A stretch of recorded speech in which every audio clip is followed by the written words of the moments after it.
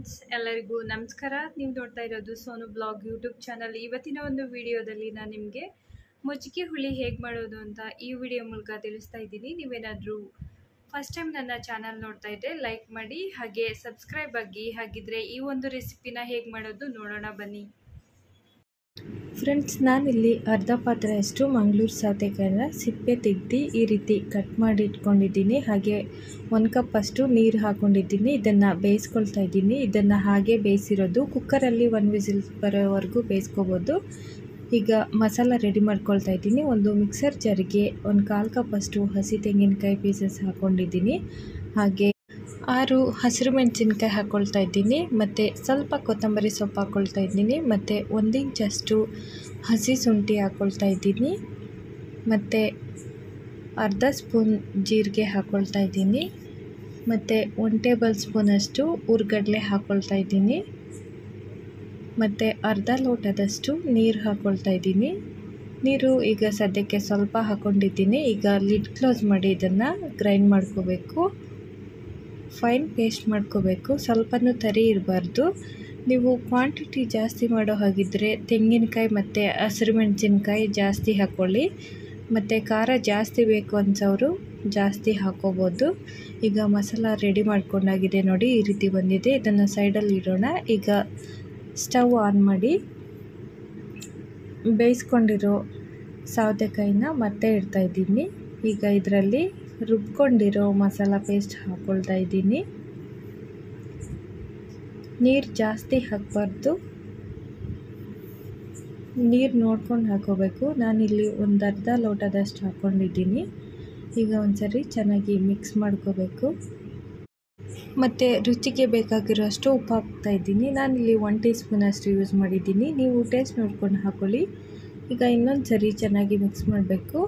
Flame ಸ್ವಲ್ಪ ಕಡಿಮೆ ಮಾಡ್ಕೋಬೇಕು, ಇಲ್ಲಾಂದರೆ ಕೆಳಗಡೆ ತಳ ಹಿಡಿಬಿಡುತ್ತೆ. ಈಗ ಮಿಕ್ಸ್ ಮಾಡಿ ಆದಮೇಲೆ 5 to 10 ಮಿನಿಟ್ಸ್ ತನಕ ಕಂಟಿನ್ಯೂಸ್ ಬಾಯ್ಲ್ ಮಾಡ್ಕೋಬೇಕು.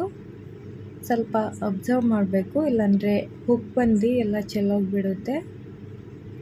ಈಗ ಬಾಯ್ಲ್ ಆಗೋಕ್ಕೆ ಶುರುವಾಗಿದೆ ನೋಡಿ. ಈಗ ಇನ್ನೊಂದು ಸರಿ ಮಿಕ್ಸ್ ಮಾಡಬೇಕು. ತುಂಬ ತಿಕ್ಕಿದೆ ಅನಿಸಿದರೆ ಇನ್ನು ಸ್ವಲ್ಪ ನೀರು ಹಾಕೋಬೋದು. ಇಷ್ಟು ಗಟ್ಟಿ ಇರಬೇಕು, ಆವಾಗಲೇ ಟೇಸ್ಟ್ ಚೆನ್ನಾಗಿರೋದು. ಈಗ ಮೊಸರುಳ್ಳಿಗೆ ಒಂದು ಒಗ್ಗರಣೆ ಮಾಡ್ಕೊಳ್ಳೋಣ. ಸ್ಟವ್ ಆನ್ ಮಾಡಿ ಒಂದು ಗಿರಟೆ ಇಟ್ಟಿದ್ದೀನಿ. ಈಗ ಇದರಲ್ಲಿ 1 ಟೀ ಸ್ಪೂನಷ್ಟು ಎಣ್ಣೆ ಹಾಕ್ಕೊಳ್ತಾ ಇದ್ದೀನಿ. ನಿಮಗೆ ಎಣ್ಣೆ ಜಾಸ್ತಿ ಬೇಕಂದರೆ ಇನ್ನು ಸ್ವಲ್ಪ ಯೂಸ್ ಮಾಡ್ಬೋದು. ಈಗ 1/4 ಸ್ಪೂನಷ್ಟು ಸಾಸಿವೆ ಹಾಕ್ಕೊಂಡಿದ್ದೀನಿ. ಸಾಸಿವೆ ಸಿಡಿದ್ಮೇಲೆ 1 ಚಿಟಿಕೆ ಅಷ್ಟು ಹಿಂಗೆ ಹಾಕ್ಕೊಂಡಿದ್ದೀನಿ. ಮತ್ತು ಸ್ವಲ್ಪ ಕರಿಬೇವಿನ ಸೊಪ್ಪು ಹಾಕ್ಕೊಳ್ತಾ ಇದ್ದೀನಿ. ಈಗ ಒಂದ್ಸರಿ ಮಿಕ್ಸ್ ಮಾಡ್ಕೊಳ್ಳೋಣ. ಮತ್ತು 1-2 ಒಣಮೆಣಸಿನ್ಕಾಯಿ ಸ್ಲಿಟ್ ಮಾಡಿ ಹಾಕ್ಕೊಳ್ತಾ ಇದ್ದೀನಿ. ಈಗ ಸ್ಟವ್ ಆಫ್ ಮಾಡೋಣ. ಒಗ್ಗರಣೆ ರೆಡಿಯಾಗಿದೆ. ಈ ಒಗ್ಗರಣೆನ ಈಗ ಮೊಸರುಳ್ಳಿಗೆ ಹಾಕ್ಕೊಳ್ಬೇಕು. ಮೊಸರುಳ್ಳಿ ಚೆನ್ನಾಗಿ ಬಾಯ್ಲ್ ಆಗಿದೆ. ಈಗ ನಾನು ಸ್ಟವ್ ಆಫ್ ಮಾಡಿದ್ದೀನಿ. ಕೊನೆಯಲ್ಲಿ 1 ಕಪ್ ಅಷ್ಟು ಮೊಸರು ಹಾಕ್ಕೊಳ್ತಾ ಇದ್ದೀನಿ. ಮೊಸರು ಚೆನ್ನಾಗಿ ಬೀಟ್ ಮಾಡಿ ಹಾಕ್ಕೋಬೇಕು, ಸ್ವಲ್ಪನೂ ಗಂಟು ಇರಬಾರ್ದು.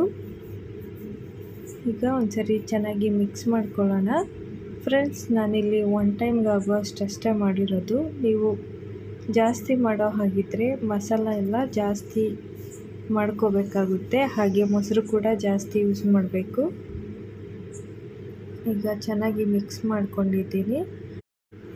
ಫ್ರೆಂಡ್ಸ್, ಈಗ ತುಂಬ ರುಚಿಯಾದ ಮೊಸರುಳ್ಳಿ ಅಥವಾ ಮಜ್ಜಿಗೆ ಹುಳಿ ಸರ್ವ್ ಮಾಡಲು ರೆಡಿಯಾಗಿದೆ. ಈ ಬೇಸಿಗೆ ಕಾಲಕ್ಕಂತೂ ತಿನ್ನೋದಕ್ಕೆ ತುಂಬಾ ಚೆನ್ನಾಗಿರುತ್ತೆ. ಬಿಸಿ ಅನ್ನದ ಜೊತೆ ಬಡಿಸ್ಕೊಂಡು ತಿಂತಾಯಿದ್ರೆ ಸಖತ್ತಾಗಿರುತ್ತೆ. ಹಾಗೆ ಹಬ್ಬದ ಟೈಮಲ್ಲೂ ಕೂಡ ಈ ಒಂದು ಮೊಸರುಳ್ಳಿನ ಮಾಡ್ಬೋದು. ನೋಡಿದ್ರಲ್ಲ ಈ ಒಂದು ರೆಸಿಪಿನ ಹೇಗೆ ಮಾಡೋದು ಅಂತ. ಈ ರೆಸಿಪಿ ನಿಮಗೆ ಇಷ್ಟ ಆಗಿದ್ದರೆ ಲೈಕ್ ಮಾಡಿ, ಹಾಗೆ ಕಮೆಂಟ್ಸ್ ಮಾಡಿ. Thank you for watching this video. ಮತ್ತೆ ಇನ್ನೊಂದು ವಿಡಿಯೋದಲ್ಲಿ ಸಿಗೋಣ. ಅಲ್ಲಿವರೆಗೂ ಎಲ್ಲರಿಗೂ ಬಾಯ್ ಬಾಯ್, ಟೇಕ್ ಕೇರ್.